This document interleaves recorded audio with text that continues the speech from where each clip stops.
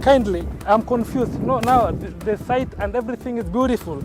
But I want to know, why should I invest in Malindi as opposed to South Coast? Because I've just been hearing about Malindi. What's about Malindi? Well, compared to most coastal towns in Kenya, Malindi is accessible from any part of the world via Malindi International Airport. It is, and also it is. The airport was expanded, right? Yeah, it was expanded. There's still more plans to continue bettering it and developing it. Yeah, and also Malindi. So many Italian-owned businesses. It is a popular tourist destination. Actually, it is dubbed Little Italy. Wow.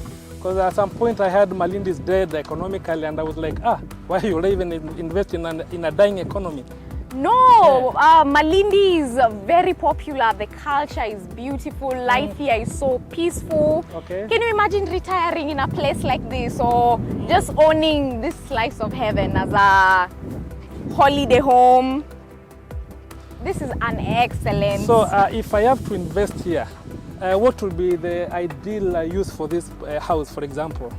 What is it ideal for?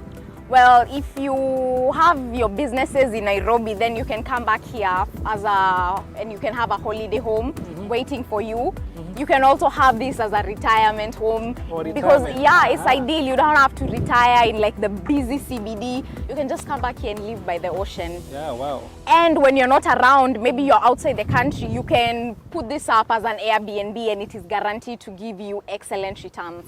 Wow, awesome.